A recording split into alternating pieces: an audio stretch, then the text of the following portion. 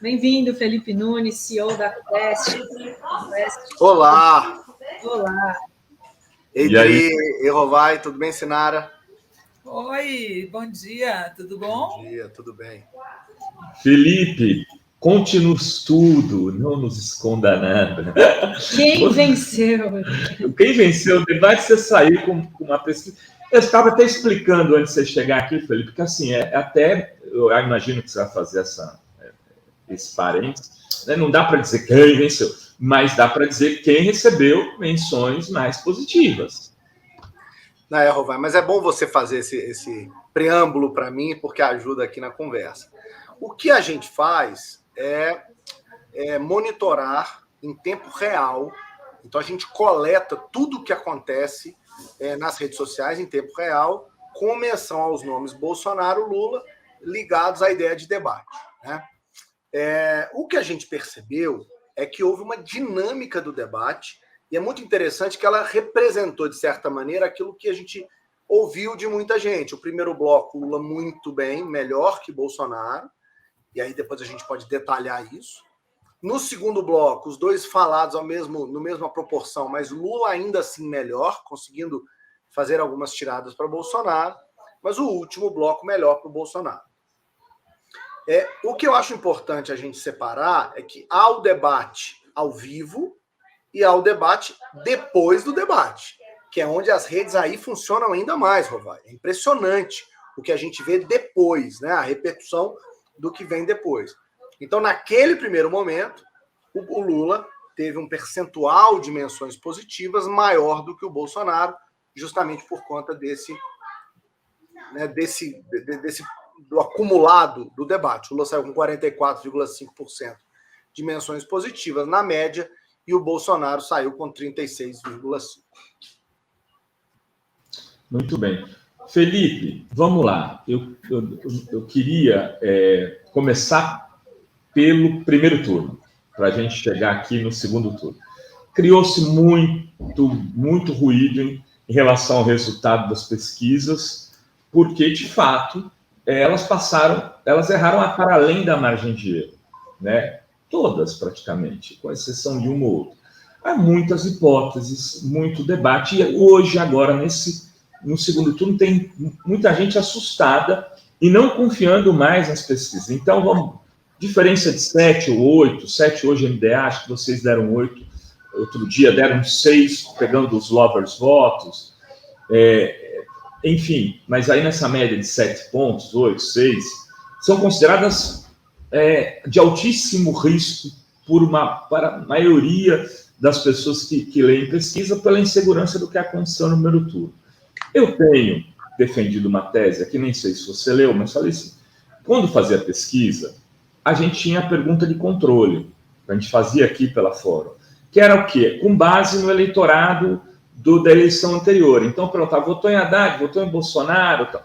Imagino que agora vocês estejam usando a pergunta de controle com base no voto do primeiro turno, que é muito mais recente. E isso diminui muito mais os riscos de um erro. Estou errado, Felipe? Não está não, Rovai. Vamos colocar essa bola no chão. Eu até tenho evitado dar entrevistas a respeito desse assunto. Esperei um pouco para poder, né? Eu sou acadêmico, sou professor, pesquisador, e acho importante que a gente tenha uma noção melhor, fora daquela loucura, né, do primeiro dia, do primeiro momento. Tal. Então, eu queria explicar algumas coisas. Primeiro, essa é uma eleição totalmente disruptiva do ponto de vista do uso de informação política. É a primeira vez na história do Brasil que a gente tem um volume de pesquisas para além do, vamos chamar, monopólio que acontecia entre Datafolha e Ibope. É a primeira vez que a gente viu isso acontecendo de fato. Pesquisas presenciais com metodologias diferentes, pesquisas telefônicas com metodologias diferentes, pesquisas pela internet, ou seja, há uma variedade enorme e isso permitiu, Rovai, Sinara, permitiu um debate mais apropriado desse assunto do ponto de vista de tem diferenças, tal. Então, eu acho que a gente vai sair de 2022 entendendo melhor como usar as pesquisas, né? E a primeira lição é que olhar para as intenções de voto, mesmo que na véspera da eleição, e comparar essas intenções de voto em voto válido com o resultado final da eleição é um equívoco. Por quê? Por dois motivos. Primeiro, esse primeiro a gente falou milhões de vezes, mas não adianta, as pessoas continuam falando, as pesquisas erraram. Ora, se alguém disse que a pesquisa errou, é porque ela achava, ela esperava que a pesquisa acertasse, mas não é esse o objetivo de uma pesquisa. A pesquisa não é feita para acertar o resultado. A pesquisa é feita para identificar tendências e movimentos. E aí, deixa eu te fazer alguns ponderamentos. Desculpa que eu estou me alongando, mas eu acho que essa é uma discussão importante. Enquanto parte da sociedade brasileira achava que o Bolsonaro ia vencer a eleição já no primeiro turno, as pesquisas mostravam que o Lula estava na frente, esteve sempre na frente, e com chances de ganhar no primeiro turno. Foi isso que aconteceu na eleição. O Lula quase venceu no primeiro turno. As pesquisas também mostravam que o Bolsonaro tinha uma grande musculatura política. É porque a gente vai se esquecendo dessas coisas. Mas quando começou a eleição, o grande debate é como é que o Bolsonaro tem próximo de 30, como é que o Bolsonaro... E as pesquisas foram mostrando ele crescendo, ele crescendo, ele crescendo. Ele chegou a ter 38, 33, 34% na série histórica que a gente tinha. Ou seja, de fato, a história é de um presidente da República com crítica da pandemia, com economia negativa, com vários comportamentos rejeitados, com alta crítica na imprensa e as pesquisas mostrando que ele estava firme lá em cima e que a terceira via não tinha chance. Então, o primeiro é a gente tem que refazer essa conversa, né? Quando a gente espera o acerto, a gente já está errado, porque não é essa a dinâmica de uma pesquisa, né? Elas têm que contar a história, elas têm que pegar os movimentos. E acho que elas foram capazes de fazer isso. Vou dar outro exemplo importante para isso, Rovai. E peço desculpa novamente por estar me alongando, mas eu sei que aqui eu estou em casa, então posso fazer isso. O exemplo de São Paulo é muito interessante. A Quest mostrou, na metade ali, 15 dias do primeiro turno, o Marcos Pontes deu uma crescida enorme e nós apontamos que ele ia ganhar a eleição para o Senado. Tomamos crítica, tomamos porrada de todos os lados, da esquerda, inclusive, mas sustentamos o resultado, que é o que a gente tinha. Mostrando o Haddad caindo e o Tarcísio crescendo. Essa foi a história da eleição, a ponto de que o eleitor do Rodrigo Garcia abandonou ele no último dia, nos últimos dias da eleição, e votou no Tarcísio, dando a ele a vitória. Então, esse é o papel da pesquisa. Primeiro, é contar uma história, dar um entendimento da tendência, e a partir daí, entender como as coisas podem acontecer lá na frente. Muito bem. Agora... Felipe, só uma ponderação. As pesquisas sempre acertaram mais, ou estou errado? Não, claro que não, Rovar. Não, isso é um outro equívoco. E um equívoco que a gente precisa corrigir. Não estou dizendo que é seu. Mas as pessoas, como elas põem muita força sobre as pesquisas, elas acham que nós somos futurologistas. Nós não somos, nós somos cientistas, fazendo coisa técnica.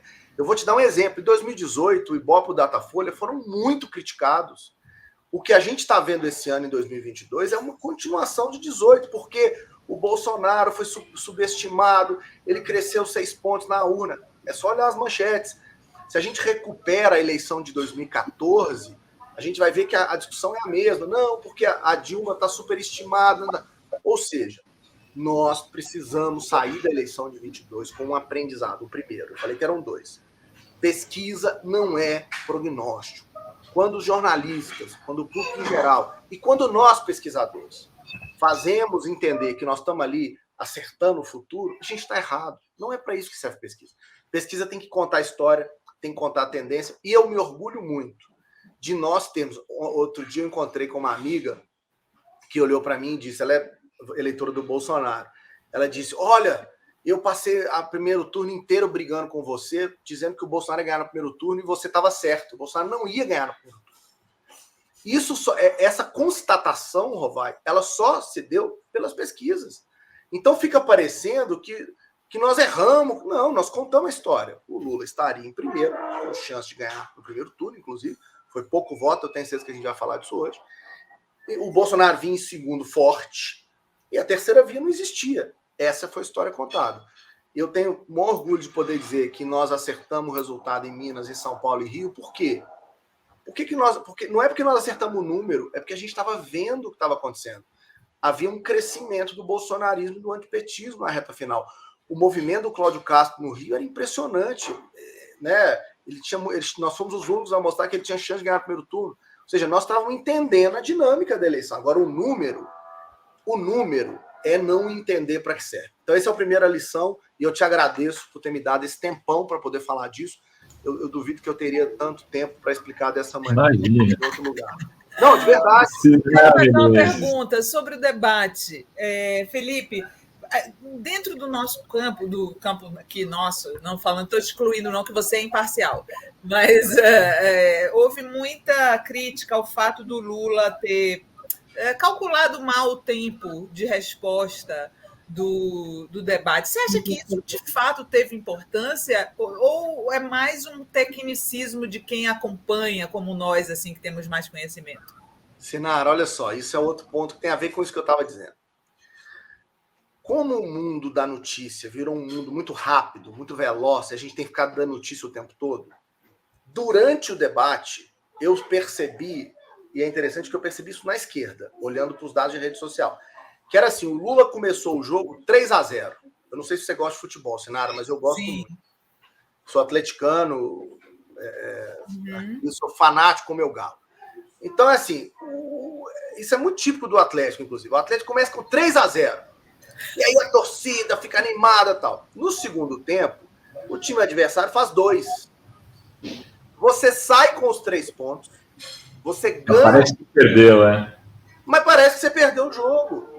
E isso é muito interessante a reação das pessoas. Quer dizer, o jogo do debate, ele é um jogo em que tem acertos e erros. E eu, como cientista político, acho que Lula errou ao não calcular o seu tempo naquele momento. Ele nunca poderia ter deixado o Bolsonaro ter feito aquela live de 5 minutos. Vocês que são pessoas de televisão, de internet... Com muita angústia. Imagina 5 minutos na TV. Agora, o Bolsonaro foi mal na live, né? Foi um erro. A gente não pode... Quer dizer, né, o meu papel aqui é ser analista. Eu não sou torcedor. Foi um erro. Agora, o Bolsonaro também não usou bem o tempo dele. Ele podia ter ido ao eleitor indeciso. Ele continuou falando pro cercadinho. Nicarágua. O cara foi onde... Eu falei exatamente isso antes de você chegar aqui. Assim, ele não falou para aquela dona de casa que está indecisa, que é a eleitora média ali, evangélica. Não falou. Rovai, essa é uma eleição muito diferente das outras. Nós estamos acostumados no Brasil. A primeira eleição norte-americana no Brasil. Como assim, Felipe, norte-americana? É porque é o seguinte, os valores estão muito sedimentados. As pessoas estão muito decididas o que elas querem. Elas sabem de que lado elas estão. Ou seja, o público que tem que ser definido é muito pequeno. E o debate de ontem, ele serviu para mim, na minha avaliação, para confirmar as expectativas que as pessoas já tinham dos 2 candidatos. Mas ele serviu muito pouco para fazer o eleitor indeciso decidir. Isso serve para o Lula e serve para o Bolsonaro. Agora, como todo jogo, se você está 3-0 e alguém faz 2... alguém ainda sai na frente. Então, como os dados da própria pesquisa da Quest ontem mostraram, do monitoramento que nós fizemos, o Lula ganhou mais menções positivas na média, embora tenha terminado o jogo perdendo, o que te dá uma sensação de derrota, que para mim, Rovai, Sinara e Dri, é muito parecido com o sentimento da virada do primeiro para o segundo turno. Como havia uma expectativa absurda de vitória de primeiro turno, eu várias vezes aqui no fórum falei, gente, na história das eleições brasileiras, uma eleição no primeiro turno é uma coisa rara. Tem chance? Tem, mas é raro, não é uma coisa comum, não é simples, né? Ô, Felipe, isso gerou uma expectativa frustrada no eleitorado. Voltando um pouquinho aqui o fio, você falou, de fato houve erro em 2018 no primeiro turno, para os 2 lados naquele caso, porque era 25% e 40%. Que davam as pesquisas, e o Bolsonaro teve 46% e o Haddad 29,5%. Então, ali foi para os 2 lados. Mas chegou no segundo turno, todas as 2 pesquisas que fizeram cravaram exatamente o resultado. E eu insisto nisso. Vai dar para cravar o resultado do segundo turno ou a margem continua sendo grande? Desculpa, Rovai, que eu não respondi sua pergunta. Estou parecendo candidato em debate. Você tá vendo muito debate. Você pergunta e eu falo de outra coisa. Me desculpa. Então, assim, eu contei essa história justamente para contextualizar. Eu falei do primeiro ponto, tem esse segundo. O segundo é o quê?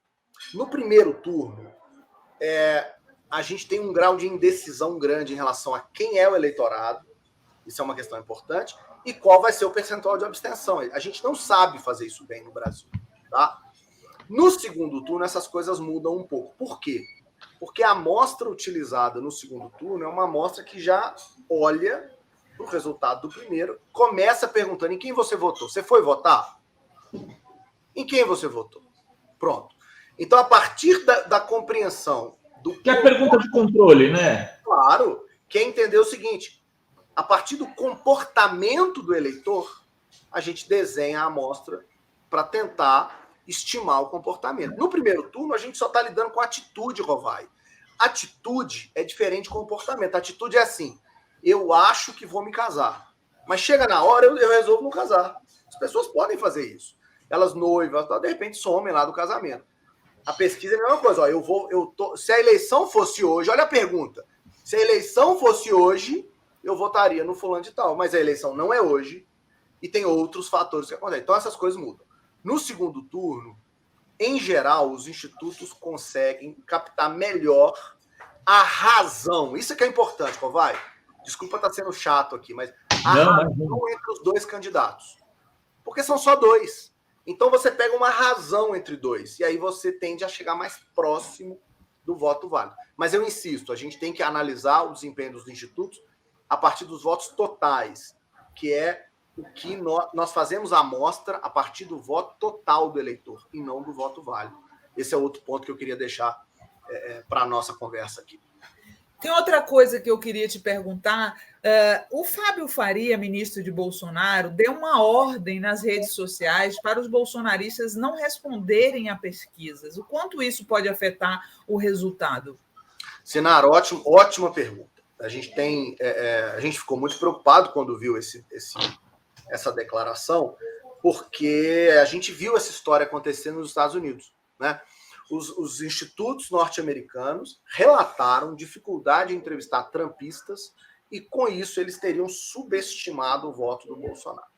Então, para deixar todo mundo tranquilo, o que a Quest faz e o que outros institutos fazem? A gente pergunta para as pessoas em quem elas votaram na eleição de 2018 e na eleição de 2022. Por quê, Sinara? Porque se eu recebo uma amostra que tem 3% de bolsonarista, ela é uma amostra claramente enviesada. Né? É como se eu estivesse fazendo pesquisa no lugar errado. Então, o que a gente tem, Sinara? Ao longo do campo, a gente vai controlando qual é a taxa de entrevista dos dois grupos. Das pessoas que votaram no Lula, das pessoas que votaram no Bolsonaro em 2022 e quem votou no Haddad em 2018. Então, isso está controlado pelos institutos. Os institutos têm sofrido ameaças, é muito triste fazer um trabalho sério como o que a gente faz e receber ameaça. Eu já tive entrevistador que teve que ir ao hospital, quer dizer, coisas muito negativas que eu até prefiro não falar para não estimular as pessoas em relação a isso. Mas nós temos conseguido, sim, manter os padrões de representatividade do eleitorado lulista e bolsonarista na amostra na mesma proporção que eles saíram da urna. Mas só que durante o primeiro turno, só para concluir aqui o raciocínio, no primeiro turno você falou sobre o voto envergonhado e você opinou que o voto envergonhado poderia beneficiar o Lula. Eu acredito que o voto envergonhado beneficiou mais o Bolsonaro, você não acha, Felipe? E também levou muita gente do Ciro a votar para o Bolsonaro. Eu discordo dessa avaliação, Sinara, e te agradeço por me perguntar isso, porque tem uma grande incompreensão em relação a isso. E eu vou fazer questão de explicar.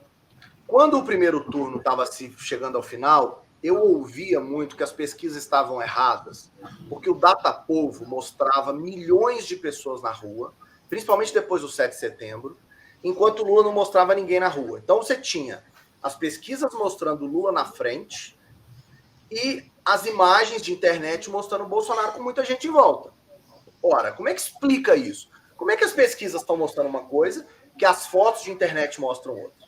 Foi aí que eu resolvi escrever um artigo para Piauí, com alguns estudos que eu tinha feito, mostrando que, embora as pessoas votarão no Lula, elas não se manifestarão publicamente a favor do Lula. Ou seja, você vai ter muito mais gente apertando 13 do que gente com bandeira do PT, com adesivo do Lula, com citru do Lula, ou seja, o voto do Lula é um voto envergonhado, é um voto que não se manifesta, enquanto que o do Bolsonaro é o contrário. Ele está perdendo na pesquisa, mas ainda assim ele gera a sensação em todo mundo que ele está ganhando, porque faz manifestação, faz isso aqui. Então, o que a gente viu na urna foi a vitória do Lula no primeiro turno, como as pesquisas mostravam. Mesmo o eleitor do Lula estando envergonhado de debater publicamente, de mostrar, né, de medo de violência, de mostrar... Só se eu brinco com os meus amigos que anda na rua, você vai ver, ou vai para a urna votar no domingo, como foi o primeiro turno. Eu tenho certeza que vocês viram um monte de gente de verde e amarelo, mas não viram pessoas lá... Agora, com a coisa o data-povo do segundo turno está dando mais Lula. É ele que tem feito grandes eventos. É por isso que essa tese do voto envergonhado é tão importante. Porque quando o eleitor percebe que ele é maioria, ele deixa de se sentir acuado. Ele passa a entrar para o debate de outro jeito. Essa é a dinâmica que o segundo turno provoca. E é a lógica psicológica mais interessante. Porque o Lula ganha o primeiro turno e começa o primeiro debate do segundo turno sem agradecer pela vitória. É a primeira vez que eu vejo isso acontecer. Eu nunca vi um presidente, um candidato a presidente, que ganha o primeiro turno e esquece de dizer, olha, obrigado aí pela vitória. Ele não disse isso. Por quê? Porque o sentimento é de derrota. A expectativa é tão grande em relação ao primeiro turno que o PT entrou numa história que, não, perdemos. Antes de você entrar, eu cheguei a falar o seguinte, o Bolsonaro falando de que deu algo no Nordeste, que o nordestino que fez para o Nordeste, ele podia ter pelo menos ali ter dito, veja só, quantos votos você teve no Nordeste e eu tive no Nordeste, Bolsonaro? O que você acha que o povo nordestino acha de mim e de você? Vem cá, aliás, você podia aproveitar e pedir desculpas por ter chamado o nordestino de analfabeto e burro. Deve ter superchat. Ele perdeu algumas oportunidades que eram... Mas por que eu estou falando isso, Sinara? E, de novo, eu te agradeço pela pergunta. Porque foi exatamente a história do primeiro turno. A história do primeiro turno foi: o Lula venceu, mas com gente envergonhada. A turma não estava empolgada, as pessoas estavam com medo mesmo, né? Porque o debate bolsonarista é muito efetivo, eles têm muitos argumentos, eles vêm para cima dos petistas com muita força. Tudo bem. Agora, no segundo turno, a coisa se inverteu, porque a urna mostrou que, embora o Bolsonaro tenha muita força, e tem mesmo, e a gente sempre disse isso, ele é uma força menor do que a do Lula, e por isso o eleitor do Lula está menos envergonhado, ele está começando a se expressar mais. Agora a gente está a 13 dias da eleição, é possível ter ainda um movimento forte para um dos lados? A gente tem uma diferença pequena, né? O Lula vencendo. Você acha que isso está definido já, ou ainda é possível ter alguma mudança? Qual pode ser a importância do debate da Globo, né? Também. Que eu falo, Vamos colocar em perspectiva, Dri. Essa pergunta é muito importante. Eu gosto muito de história. Nunca houve um presidente incumbente disputando a reeleição que chegasse em segundo lugar numa eleição. Nunca. Isso é inédito. O Bolsonaro é o primeiro presidente. Né, quando a gente for ensinar na faculdade, contando a história da democracia brasileira, a gente vai lembrar que o Bolsonaro é o primeiro que chegou em segundo. Nunca houve isso. E a história também diz que nunca houve uma mudança do segundo para o primeiro ao longo dos turnos eleitorais. Virada. Nunca houve virada. Tudo bem. Qual é a particularidade dessa eleição? Exatamente o que eu acabei de contar.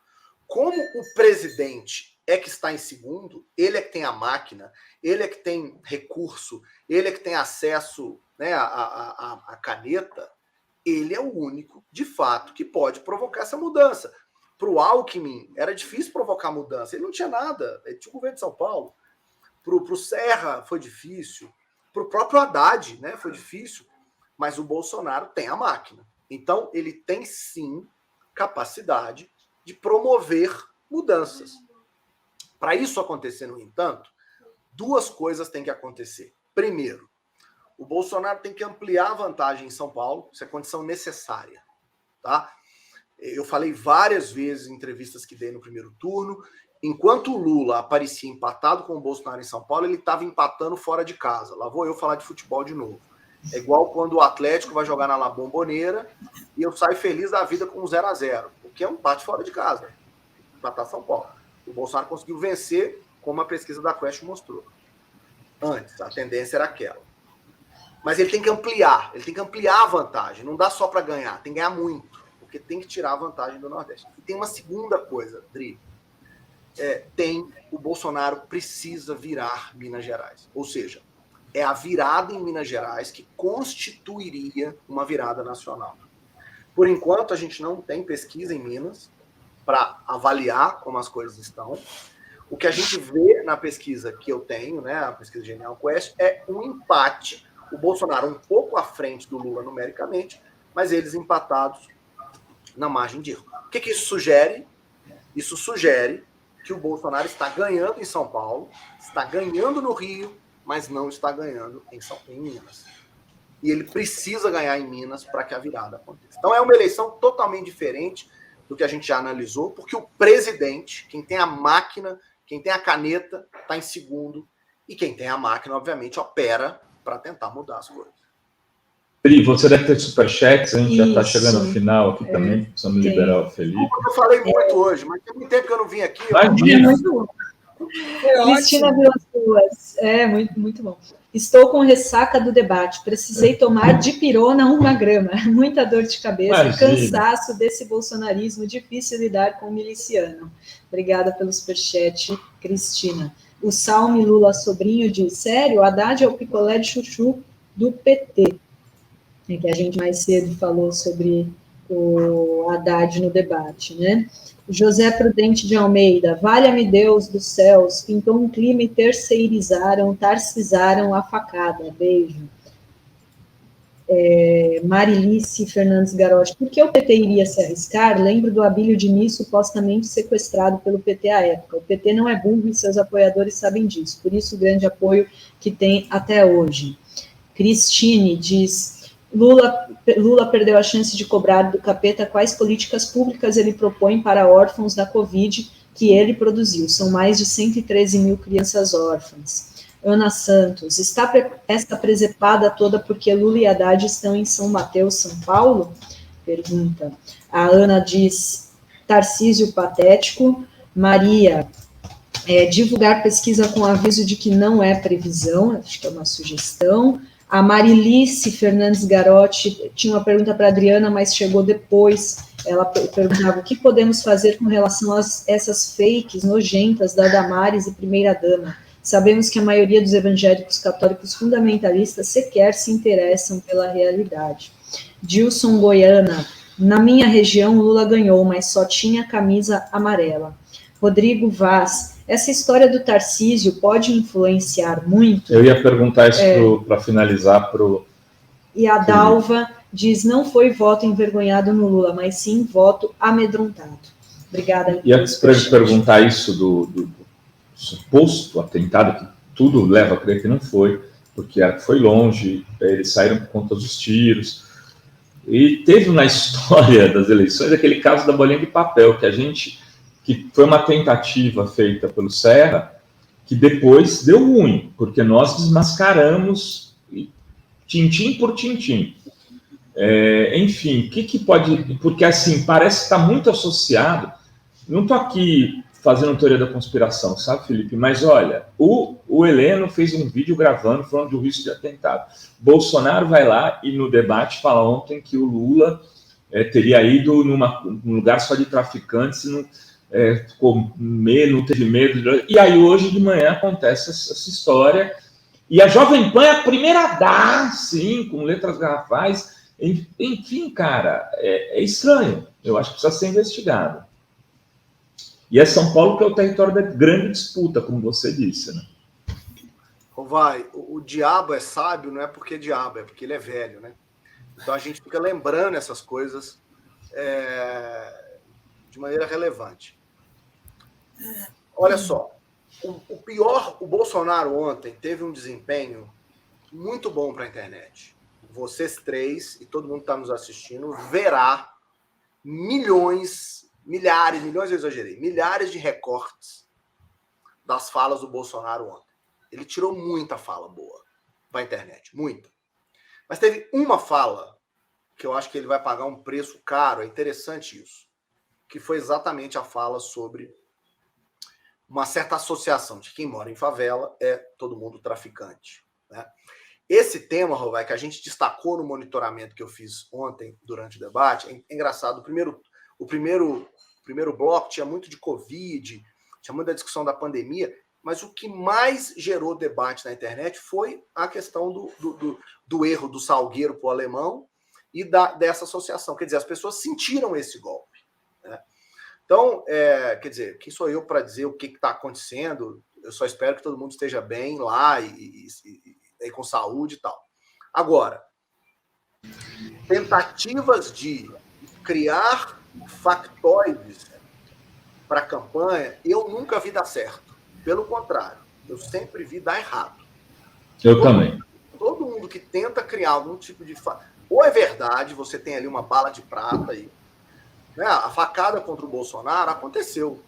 A razão você pode discutir, se o rapaz era doido, se não era, alguém foi lá e meteu uma faca no presidente, no candidato a presidente, né? E isso gerou uma comoção nacional. Nós tivemos agora o falecimento do esposo da Raquel Lira em Pernambuco, que na minha avaliação mexeu com a eleição em Pernambuco. Quer dizer, essas coisas acontecem. Mas quando você tenta criar um fato, isso não é bom. Isso geralmente não dá resultado. O que me estranha, Rovai, de novo sendo analista, né, que eu acho importante trazer essa visão, o Tarcísio tem vantagem sobre o Haddad. Então, assim, quer dizer, se isso foi criado, eu não sei por que foi criado. Não tem lógica para mim, tá? Então, vai ter que ser investigado, vai ter que ser apurado. De novo, eu torço para que as pessoas estejam com saúde, porque qualquer tentativa, qualquer coisa que seja é muito ruim. Não, mas foi distante dele, é o que tudo indica.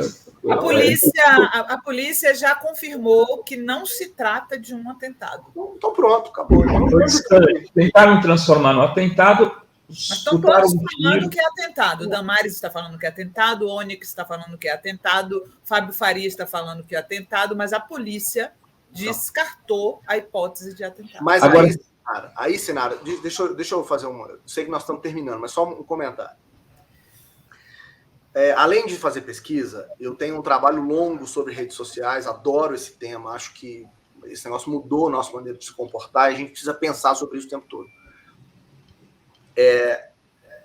Uma vez o Bush filho estava disputando uma eleição nos Estados Unidos e uma jornalista perguntou qual era a opinião dele sobre o aborto.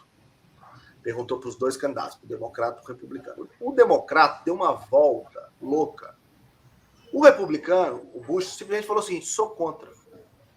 Eu acho que para alguns temas, como esse, vale mais ou menos. A polícia disse que isso acabou. Não? Agora, quanto mais o debate for gerado, a gente conversar sobre isso, mais esse assunto vai virar um assunto. Então, tem uma reflexão aí, que é exatamente a reflexão do que a gente quer com esse debate, como a gente pauta esse debate dos dois lados, né? Existe uma tentativa clara da estratégia do Bolsonaro, e é muito bem sucedida, de pautar o debate, e eu acho que, por vezes, a oposição entra nisso, quando devia simplesmente mudar de assunto, porque se a polícia disse que não é, acabou. Maravilha, Felipe. Quero te agradecer aí a disponibilidade, ter vindo aqui conosco. Espero que a gente possa fazer esse papo depois do segundo turno também, que as pesquisas cravem o resultado. Ele quer acertar de todo jeito. O homem que Dri, esse rapaz é louco para acertar resultado de pesquisa. Vamos acertar, deixar cravar. Enfim, Obrigado, isso, Nara. Vai. Sempre um prazer. Obrigada, Felipe. Adoro o papo com a Sinara, sempre trazem reflexões importantes e perguntas que ajudam a esclarecer as questões. Obrigado pelo convite. Obrigada, valeu, meu irmão. Até a próxima, Felipe.